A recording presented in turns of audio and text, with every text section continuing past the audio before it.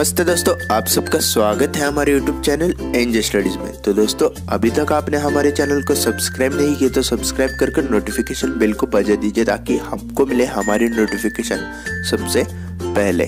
तो दोस्तों, आज हम बात करने वाले हैं HSC महाराष्ट्र बोर्ड 2019 के बोर्ड एग्जाम में बायोलॉजी के टिप्स एंड ट्रिक्स जिसे फॉलो करके आप अपने मार्क्स को अच्छे से बढ़ा सकते हैं। तो दोस्तों, HSC महाराष्ट्र बोर्ड बायोलॉजी के पेपर में सबसे पहले इम्पोर्टेंट टिप है कि do diagrams as much as possible. दोस्तों, क्या होता है कि पेपर में हम स्टडी करते समय सिर्फ थ्योरेटिकल स्टडी कर लेते हैं बायोलॉजी का और डायग्राम्स के बारे में ज़्यादा सोचते नहीं और उन्हें स्किप कर देते हैं कि जो होगा वो देखा जाएगा। लेकिन ऐसा नहीं होता है। बायोलॉजी के सबसे ज़्यादा इम्पोर्टेंट अगर कोई चीज़ है तो है डायग्राम्स, क्योंकि बायोलॉजी में डायग्राम्स बहुत ही ज़्यादा पूछे जाते हैं और डायग्राम्स पर ही आपकी कैपेबिलिटी पता चलती है। जो चेकर चेक करता है वो अगर आपने डायग्राम ड्रॉ की है तो उसे पता चल जाता है कि आपने पूरी तरीके से अच्छे से स्टडी कर रखी है। इसलिए डायग्राम्स को अच्छे से कर लीजिए और सभी डायग्राम्स को कर लीजिए, उसे स्किप मत कीजिए। तो दोस्तों, दूसरा इम्पोर्टेंट टिप्स है बायोलॉजी से related, that understand all concepts well. तो दोस्तों, बहुत सारे लोग मैंने ऐसे देखे हैं कि जो कि रट्टा मार कर जाते हैं पेपर में। तो आप बायोलॉजी के बारे में ऐसा बिल्कुल मत करिए कि आप आए और रट्टा मार कर चले गए।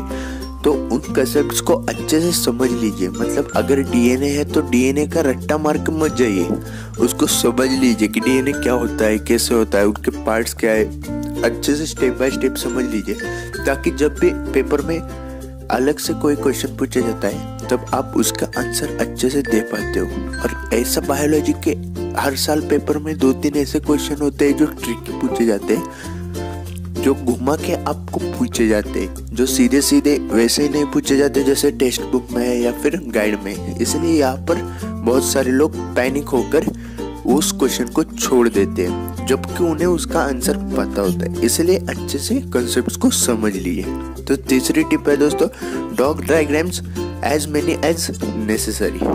तो दोस्तों, हम पेपर में क्या कर देते हैं कि हम पेपर लिखते हैं तो 2 मार्क्स की डायग्राम आती है, 3 मार्क्स की डायग्राम आती है, वो तो हम निकाल लेते हैं। लेकिन 4 मार्क का ऐसा क्वेश्चन होता है जिसमें डायग्राम आप निकाल सकते हैं। मतलब अगर आपको पूछा जाता है कि डीआरएनए या की इंफॉर्मेशन लिखिए, तो जब डीआरएनए की इंफॉर्मेशन आपको पता ही जाती है लिखने को, तो आप क्या करते हैं, वो सिर्फ इंफॉर्मेशन लिखकर निकल जाते हैं अगले क्वेश्चन की तरफ। तो वैसे मत कीजिए। अगर आपके पास टाइम बचा हुआ है तो डीआरएनए की इंफॉर्मेशन लिखने के बाद डीआरएनए की डायग्राम अगर आपको आती है तो वो भी निकाल लीजिए। उससे आपको बेनिफिट क्या हो जाएगा कि उस डायग्राम जब आप निकालेंगे, जब चेकर उस डायग्राम को चेक करते समय, मतलब क्वेश्चन को चेक करते समय डायग्राम देख जाएगा कि आपने वो डायग्राम सही से निकाली, तो उसे समझ में आ जाएगा कि आपकी कंप्लीटली स्टडी हो चुकी है उस टॉपिक से रिलेटेड।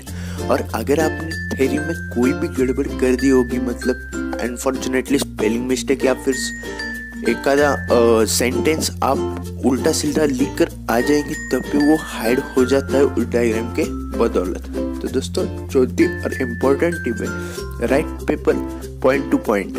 दोस्तों, बहुत सारे ऐसे स्टूडेंट्स में देखे जो कि बायोलॉजी का पेपर को एक आधा लैंग्वेज का पेपर समझ के लिखते हैं, और जैसे लैंग्वेज के पेपर में ऐसे टाइप लिखा जाता है वैसे ही ऐसे टाइप उसे लिख लेते हैं। मतलब पॉइंट 1 पॉइंट 2 कुछ भी नहीं करते, सीधा ऐसे टाइप लिख जाते हैं। ऐसा बिल्कुल मत कीजिए। अगर आप ऐसे टाइप लिख रहे हैं तो आपके मार्क्स जरूर से घट जाएंगे। आपके टोटल मार्क्स में 5 या 10 मार्क्स आपको कम ही मिलेंगे, क्योंकि जो पेपर चेकर होता है जब आप ऐसे टाइप लिखते हैं तब उसे लगता है कि आपकी अच्छे से स्टडी हुई नहीं है और आप ऊपर से पढ़कर आ रहे हैं और आप मन से लिख रहे हैं। इसलिए वो इतना ज़्यादा मार्क्स नहीं देता और वो अट्रैक्टिव भी नहीं लगता। इसलिए आप हमेशा पॉइंट लिखिए।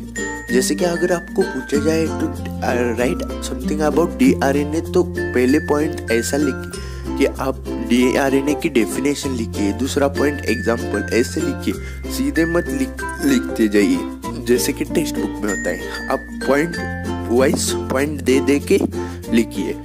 तो 5वां और इम्पोर्टेंट पॉइंट है don't try to write as per as guide. दोस्तों ये क्या होता है कि बहुत सारे लोगों को मतलब जो कि रट्टा मारू होते हैं उनके माइंड में होता है कि आप गाइड क्या मतलब बाहर से पेपर लिखेंगे तो पेपर अच्छे तरीके से चेक नहीं होगा और आपको मार्क्स नहीं मिलेंगे, तो वो रट्टा मारते हैं गाइड का और गाइड के जैसे ही पेपर लिखते हैं। तो दोस्तों मैं आपको एक सच्चाई बताता हूँ कि गाइड के जैसे पेपर लिखकर कुछ नहीं होता है। अगर आप मन से भी पेपर मतलब अपने लैंग्वेज में भी पेपर लिखेंगे तो आपको जरूर से मार्क मिलेंगे।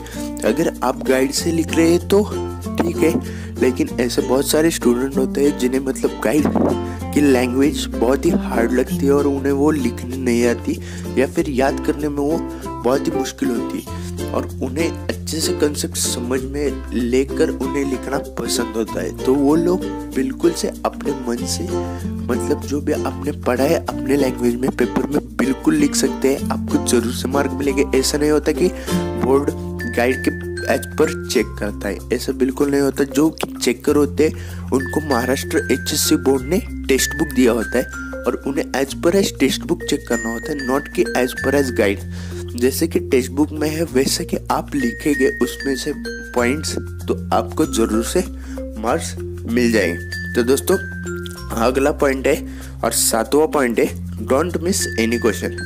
दोस्तों अगर आपने HSC महाराष्ट्र बोर्ड का पेपर देखा होगा बायोलॉजी का तो वो बहुत ही ट्रिकी टाइप होता है कि क्वेश्चन नंबर 1, 2, 3, 4 ऐसे होता है और उसमें और ज़्यादा होते हैं, मतलब ये लिखिए इसको और ये इसको और वो। तो उस जब और होता है क्वेश्चन तब ऐसे होता है कि गड़बड़ी में हमारा एक आधा क्वेश्चन छूट जाता है और इससे हमें फिर जब हम एग्जाम हॉल से बाहर निकलते हैं तो हम पता चलता है कि अरे ये क्वेश्चन तो मिस हो गए हैं और तब हम मलल मलते रह जाते। इसीलिए आप अच्छे से जब भी क्वेश्चन पेपर अच्छे से ले तभी शुरुआत में ही जब आपको 15 मिनट क्वेश्चन पेपर देखने का टाइम मिलता है तभी आप जान लीजिए कि आपको कौन से क्वेश्चन आते हैं कौन से नहीं आते, कितने आपको लिखने हैं और कोई भी मिस ना हो इसकी पूरी गारंटी ले लीजिए। तो दोस्तों यही थे आपके important points HSC Maharashtra board से रिलेटेड। तो दोस्तों आप सभी को बायोलॉजी के पेपर्स के लिए बेस्ट ऑफ लक।